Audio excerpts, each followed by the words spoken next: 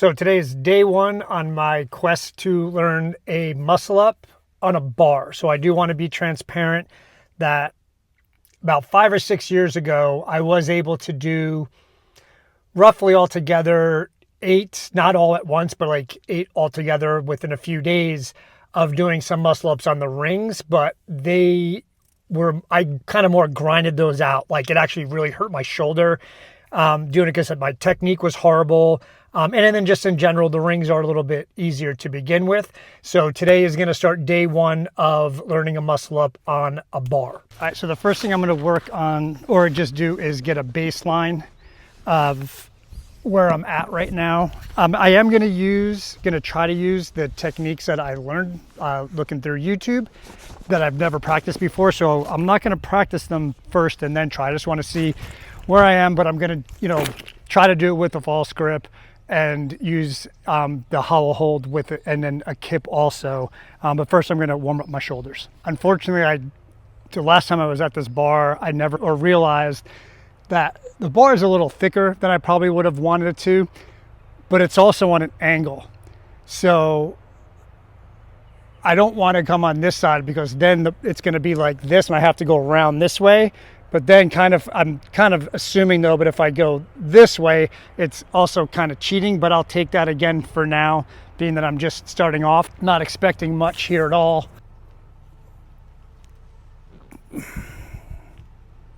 All right.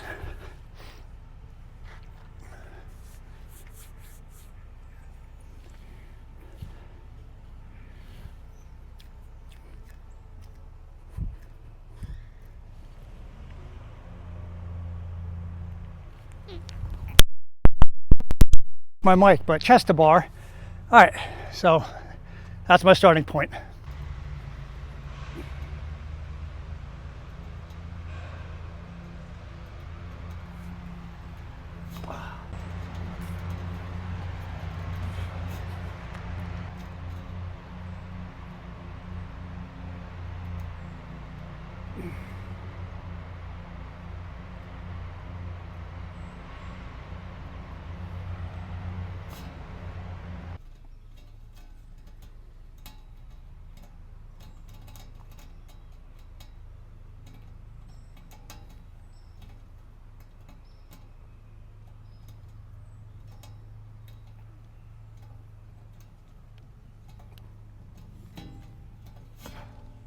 All right, I'm actually not digging this bar at all, the way that it's on an angle like that.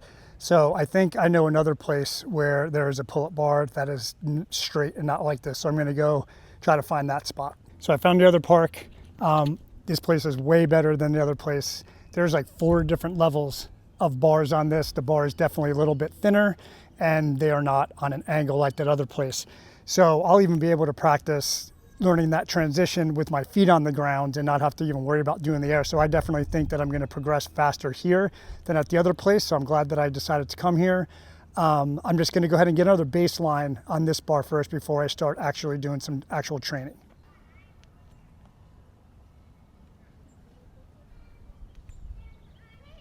No, that was not a good one.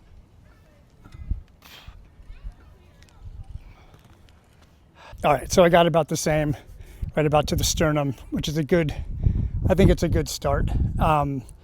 Definitely, I think for me, it's the timing. Getting all the timing down, I definitely feel like I have the strength to do it. I can do a shit ton of pull-ups. At one point, I did 1,000 pull-ups in one day, obviously not all together throughout the day. So I'm just gonna have to work on that timing.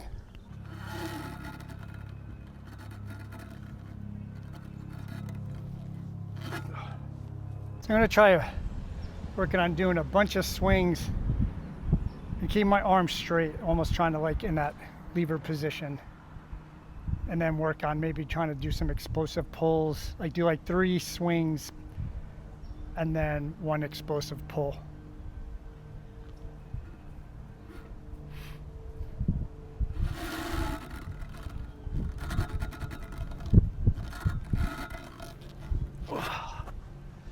Just like, really feels like it's that timing.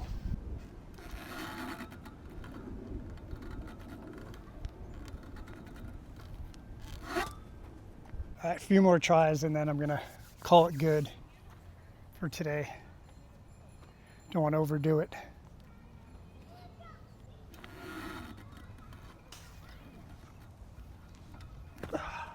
This is definitely going to take a while.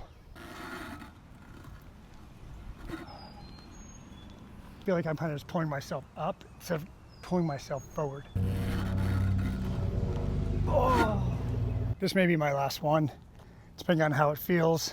I know I said I was going to end a while ago, but I'm also just doing them one at a time now, where before I was trying to get a couple of them in. And I've definitely noticed that doing them one at a time definitely feels better. That last one, I actually did try to pull myself, like consciously pull myself forward, and I did feel like I got a little bit over the bar. I haven't watched the video yet, so I would have to go back and watch, but it felt good for day one.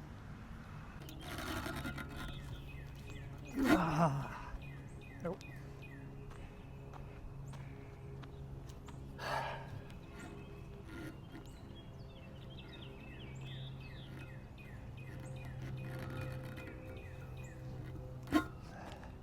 Yeah, I'm gonna call it good on that